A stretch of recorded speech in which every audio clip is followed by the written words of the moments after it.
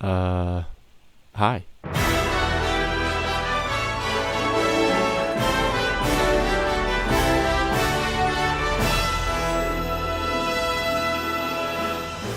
I'm alive. And before you ask, oh, what took you so long? I really have no idea. I mean, I was just, strapped for time, you know what I mean? In all seriousness, this is the follow-up video I know you all have been so desperately waiting for. Since our last meeting, AI has improved tenfold, and it's kinda scary. Thankfully, I can still gaslight Peter Griffin. However, I can also make full-length songs about soggy hot dog water. Soggy hot dog water, the essence of despair. Pick your poison. Thankfully, my good friend ChatGPT is still going to assist me along our journey, which reminds me I should probably reintroduce our challenge. For those who are unaware, this is Monster Hunter AI, a series I created some months ago with the intention to beat the game by only using ChatGPT as my guide. Anything and everything that ChatGPT says as far as weapons, armor, and items are permitted in this playthrough. I'm doing this to answer the age-old question that I know is burning hot in everyone's mind. What happens when I take an AI and make it play Monster Hunter World? Don't worry, ladies and gentlemen, thankfully I'm here to answer this for you. And so far it's actually been pretty good. I've only run into a few hiccups along my journey thus far, and with Master Rank, I know there will be more. If this is the first video you're viewing in my series, I strongly encourage you to go back and watch the low rank and high rank versions I've made so far. That way they can get put back on YouTube's algorithm and I can chase my longing dream for YouTube clout. But I think the yapping has gone on long enough, and I think it's due time we get the show on the road. Oh, right. We gotta do one more thing. The rules. Rule number 1. I am not to pick any weapons or armor. The only weapons and armor sets that I use are chosen by ChatGPT. And rule number 2, the quest order is not dictated by ChatGPT. And if you think there are rules missing from previous videos, cope. So without further ado, let's join Aurelia and our furry little friend Whiskerbeard for their final journey in the new world.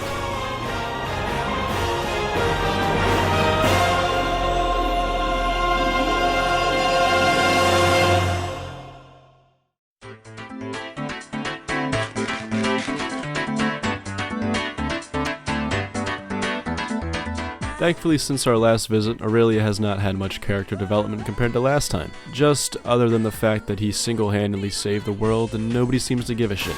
Upon him waking up for another day as usual, a group of hunters appeared by the front gate of Astera. After a quick chat, we soon found out that there have been Legiana sightings in the ancient forest. As per usual, I am the little errand boy, and I had to find out what was happening, so I did just that. Unfortunately, the handler had to join me too, and surprisingly, she had some character development as well. She hasn't showered since I posted my last video.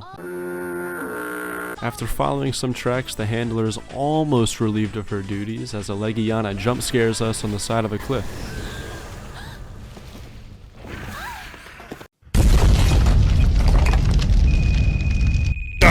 Watching all the Legiana fly together is kinda cool, not gonna lie. But as cool as nature is, it's about to get a whole lot more badass as a giant ice dragon swoops in and starts blasting. Zooming through the sky, they inadvertently show us our next destination, and it's time we get our hands dirty.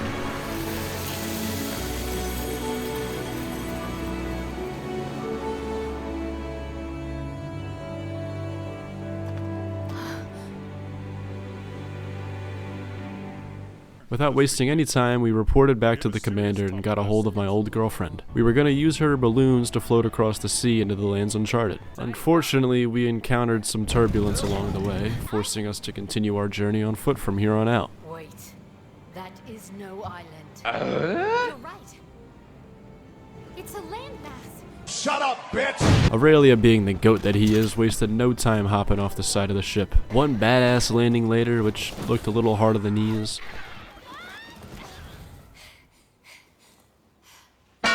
We were in a boreal wonderland. Glossy snow covered the ground for as far as the eye could see. After gaining our bearings and setting up camp and putting on some clothes, we were ready to head out. The ground's uneven here. Watch your... Making our way through the brush and making sure to take hot drinks along the way, we found ourselves in a picturesque landscape.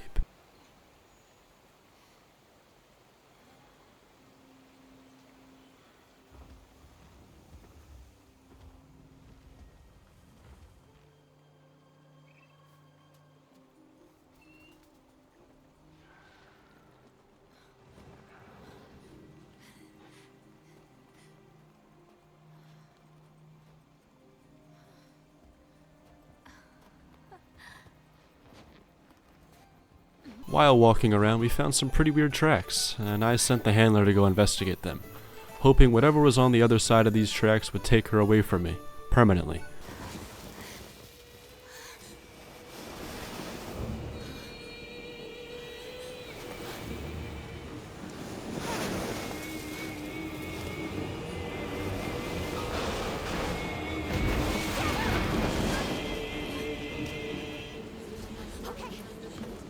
Unfortunately, she was able to maneuver out of the way, and it was just me and the Beotodus, eye to eye. And Aurelia was ready to get back into the fight. It has been way too long since he swung his sword around. In all seriousness though, let's start this shit off hot.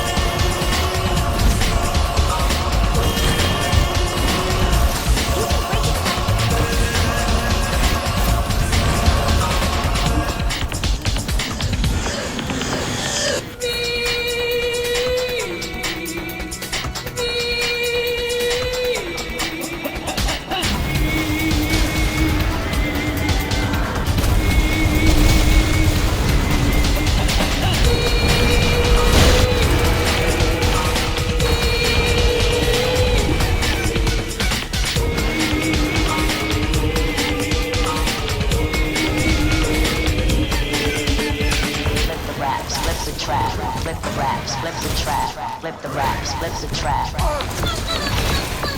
the wraps, flips the trap. Flip the wraps, flips the trap. Flip the wraps, flips the trap. Flip the wraps, flips the trap. Flip the wraps, flips the trap. Flip the wraps, flips the trap.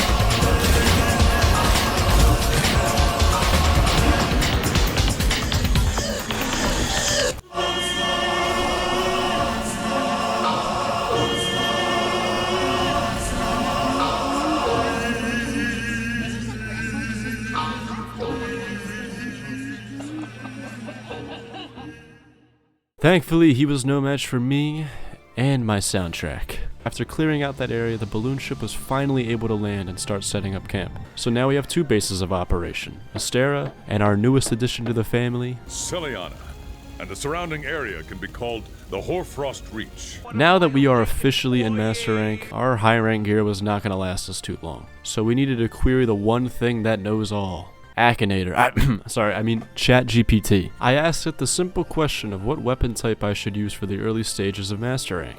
And it answered with the Insect Glaive. What this weapon lacks in damage, it makes up for in maneuverability, which is honestly a great choice for starting out in Master Rank, as all of these monsters hit harder than a pissed off alcoholic. The upgrade path it chose for me was the Wrath Maul, a fire-based insect glaive. Oh, and I almost forgot. It's tutorial time! The insect glaive is a highly mobile weapon with a few different varieties of combos and attacks. Its main draw is the ability to pole vault and instantly gain height on any monster you encounter. From there, you can either mount the monster or try and tear it up from the sky. You may be asking yourself, but what about the insect? Well, do I have the news for you? The insect, or the kinsect depending on what part of the world you live in, it works very simply. Depending on the different body parts that the kinsect hits, it gains different abilities. In Monster Hunter World, there are only three. One being red, and consuming this power gives your glaive a power buff, which unlocks new moves for your glaive and makes it even stronger. Two being a speed buff, which makes you extra agile while in air and making it easier to evade monster attacks. And lastly, 3, being a defense power buff, which reduces the damage you take from monsters' attacks. And once all 3 are combined, you can truly start using the insect glaive effectively. A couple of hours of grinding later, which I spent hunting Rathalos, I was finally able to craft my much needed Wrath Maul, and I am very eager to break this thing in, as the insect glaive is one of my favorite weapons in this game. But before we continue, we are absolutely going to need some armor upgrades, because honestly, my high rank armor is about as effective as shitting with your pants on. It just won't work, but yet some people live by it. One query later, and ChatGPT provided us with the answers that we so desperately craved. We were to use the bone armor for the beginning of Master Rank, which is a solid set.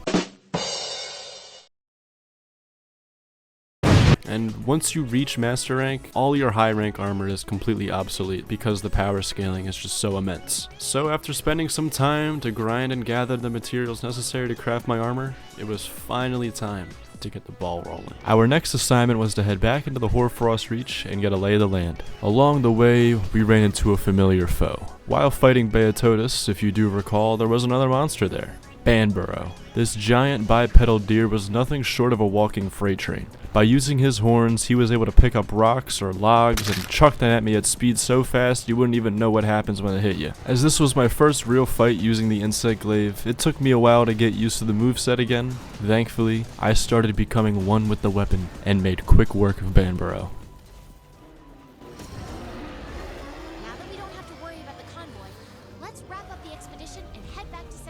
Without wasting any time, I jumped into my next assignment.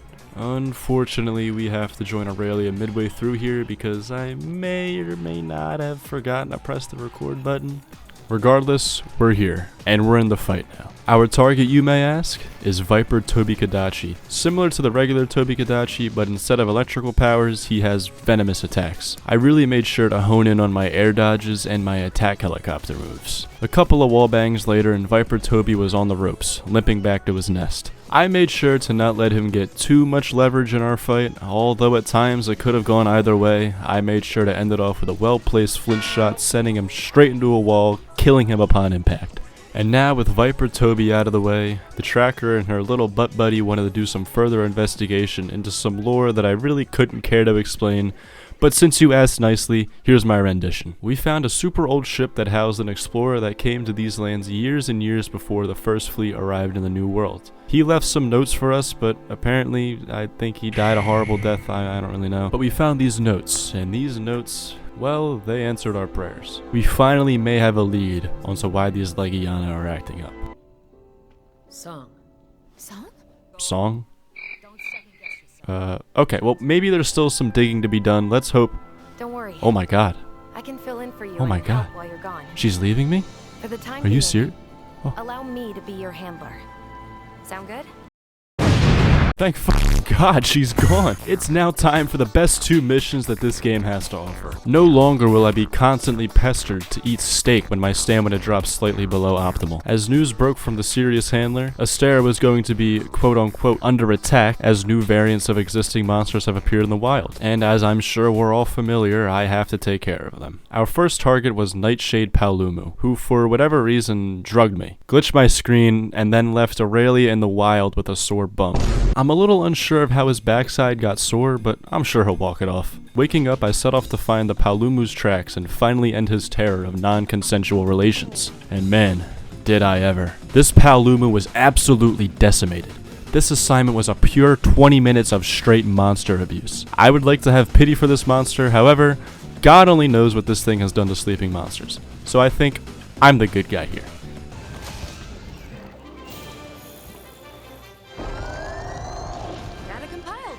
Second on our list was Coral Puke Puke, and if you were already unsettled by the regular Puke Puke's phallic-shaped tail, I would advise skipping ahead, because now he fills it up with water and shoots it out.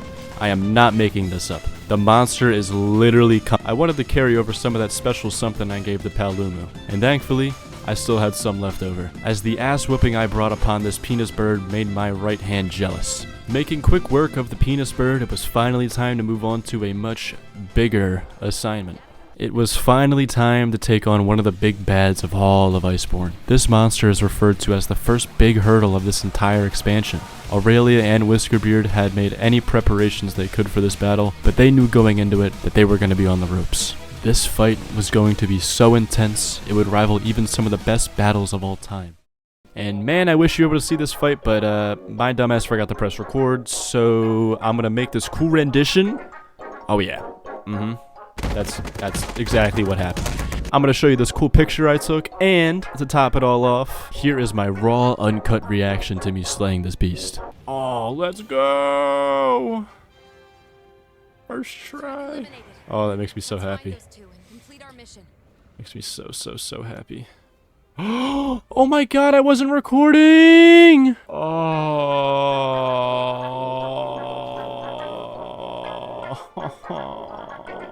I killed it.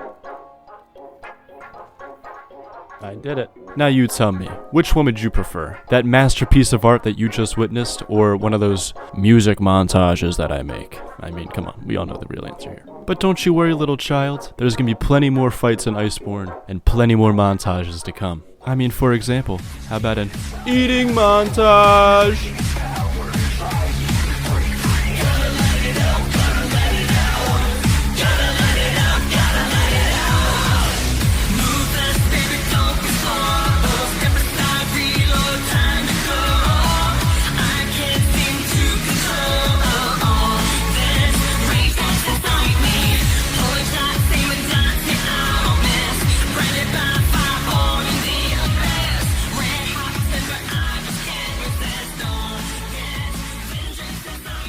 In all seriousness though, I do apologize for my lack of recording, but hey, at the end of the day, progress was made. Moving forward into Iceborne, our next task was to look for any indication of anomalies in the ancient forest. Embarking on an expedition with my least favorite person isn't always how I like to spend my Fridays, but hey, maybe some time away from her made me realize what I was really missing out on. I'm just joking. I thoroughly enjoyed those 2 missions without her, but hey, you know what? Her stupidity sometimes puts a smile on my face. While gathering tracks, we found the dead Aptonoth, with quills embedded in its side. Definitely a little unusual, as no monsters in the ancient forest have shootable quills, but soon after, we found the culprit of these quills.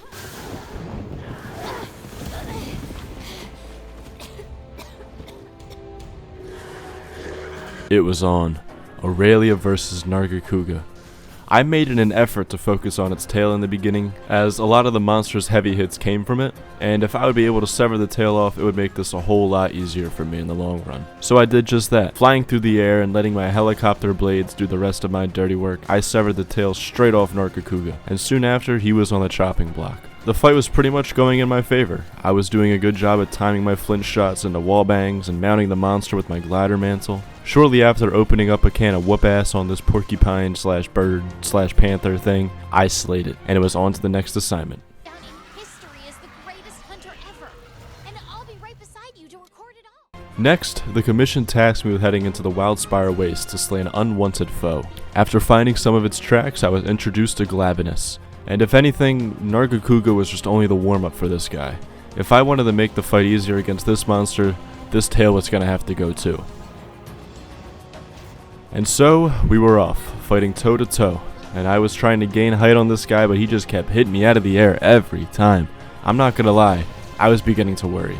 Could this be the first fight where I run into a wall? Glavenus was never an easy hunt for me when I first played Iceborne, so let's just hope history doesn't repeat itself. I introduced Glavenus to a new playmate. Unfortunately, they didn't seem too compatible, but I wasn't complaining. I gotta tell you, I truly just kept beating and beating and beating on this thing to no avail. Almost 25 minutes went by until I finally started to see signs of the fight going my way. I think it was in part because of Diablos, but I was definitely there too. Towards the end of the fight, Diablos could not leave me and Glavenus to some alone time, so I had to wrangle both beasts, or at least try to, but after some time, Glavenus was no more. That does it for this mission. Let's head back to base. And the commission was thrilled with my progress. So thrilled, in fact, that they gave me another doubleheader. 2 more monsters on our hit list. 2 more substantially harder monsters in my eyes. But nonetheless, 2 more bodies to add to the pile. But before I embark on those quests, I figured it was due time for my insect glaive to get an upgrade. As ChatGPT said, I could use the Rathmall path of upgrades, and seeing as I just recently unlocked Master Rank 3 quests, I was now able to hunt Rathalos in optional quests. A couple of hunts later, I crafted my brand new insect glaive, which, to be honest, looks exactly the same as the last one, but I promise you it's different. I also took this time to upgrade my armor slightly, as some more defense could definitely help with these upcoming fights. And, hold on, wait 1 second. Do you guys, what's that music? Why is it, where's it coming? Oh my god, why is it getting so loud? Okay, I'll catch up with you guys later.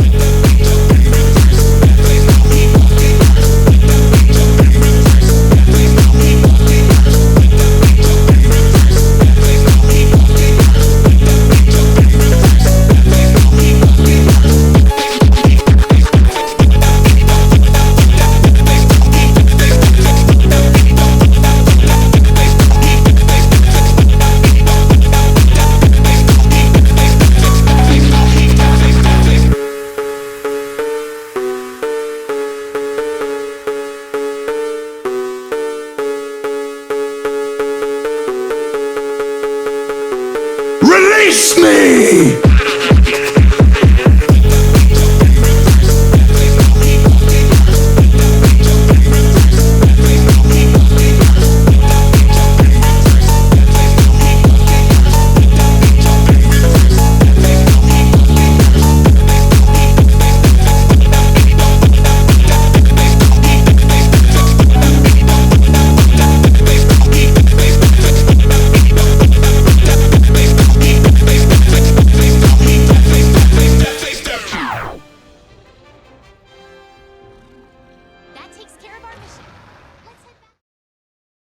Now that Tigrex and Brachydios are out of our way, we can finally focus on the main task at hand. But before we get carried away, we've reached one of my patented checkpoints. You see, to kind of keep me in check and also so I don't use the same weapons and armor for all of Master Rank, I will be asking ChatGPT for a new weapon type right now.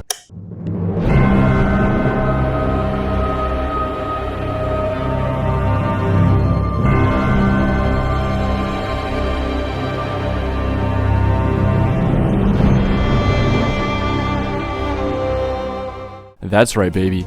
This sword-axe combo is a deadly duo, with the axe focusing on more wide-reaching and easy-to-hit attacks, and the sword being a little bit more precise with its attacks. Combined, they form to create an absolute weapon of sheer destruction. So if you feel like you haven't gotten enough insect glaive in your life yet, go ahead and rewatch that montage of me hunting Brachy and Tigrex a couple of times, and I'm sure you'll feel sated. Anyway, just to clarify, there will be one more time throughout Master Rank where I can ask ChatGPT for a new loadout. Now, I won't tell you when that happens because, as usual, it's a surprise. So without further ado, you know what time it is. Tutorial time!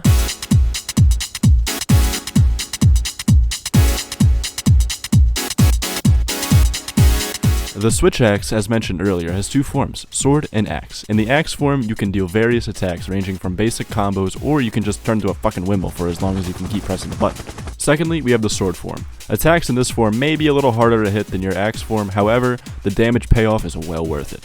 Over the course of your fight, your switch axe is a file system, similar to the charge blade, only it's not similar to the charge blade at all. I mean, the only similarity to it is the word file. But regardless, when the file reaches its max potential, it's time for some big damage. With a couple of buttons, you can latch onto the monster's side and stick your sword straight in. Ooh, okay. Seriously though, you deal a crazy amount of damage with the switch axe while using this move. Arguably one of the best, if not the most highest hitting moves in this whole game. This one move truly makes the switch axe all the more worth it. But I've droned on for long enough, it's time to get hunting.